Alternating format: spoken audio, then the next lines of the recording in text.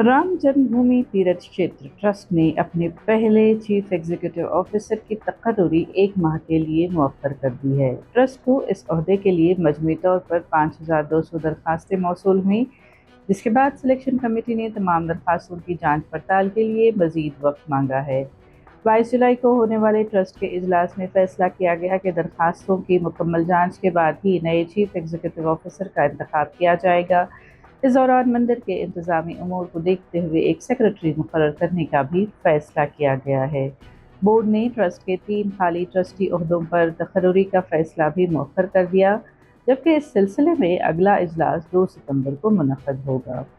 یہ اجلاس رام مندر کے چندے کی چوری کے معاملے کے دوران منعقد ہوا۔ ٹرسٹ نے کہا کہ وہ اس معاملے پر خصوصی تحقیقاتی ٹیم کی فائنل رپورٹ پر اس وقت تک بات نہیں کر سکتا جب تک رپورٹ باضابطہ طور پر موصول نہ ہو جائے۔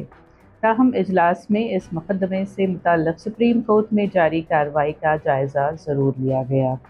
ٹرسٹ نے مندر کی سیکیورٹی کا بھی تفصیلی جائزہ لیا اور کہا کہ متعلقہ حکام کو CCTV نیٹ ورک تک مکمل رسائی حاصل ہے، جس میں عطیات کی گنتی والے کمرے کے کیمرے بھی شامل ہیں۔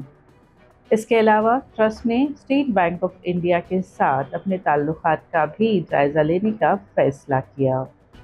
ٹرسٹ نے مبینہ بے ضابطگیوں کے بعد بینک کے رد عمل پر مایوسی کا اظہار کرتے ہوئے اپنی فنانس کمیٹی کو اس معاملے کا جائزہ لینے کی ہدایت دی۔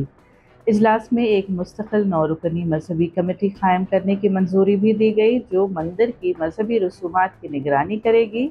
اس کے ساتھ ساتھ پجاریوں کی تربیت کے لیے ایک خصوصی ادارہ قائم کرنے کی منظوری بھی دی گئی، جہاں ٹرسٹ کے تربیت یافتہ پجاریوں کو باقاعدہ سرٹیفکیٹ جاری کیے جائیں گے۔ ٹرسٹ نے رام مندر آنے والے عقیدت مندوں کی تعداد میں کمی کی خبروں کو بھی مسترد کیا ہے کہ زائرین کی تعداد میں کوئی کمی نہیں آئی ہے اور ایسی تمام خبریں بے بنیاد اور گمراہ کن ہیں۔ واضح رہے کہ اتر پردیش حکومت نے جون میں چندے کی چوری کی تحقیقات کے لیے ایک خصوصی تحقیقاتی ٹیم تشکیل دی تھی۔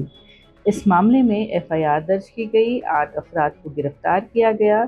پولیس نے ملزمان کے قبضے سے 20,39,000 روپے نقد، سونا، چاندی، غیر ملکی کرنسی اور ایک عطیہ باکس بھی برآمد کیا تھا۔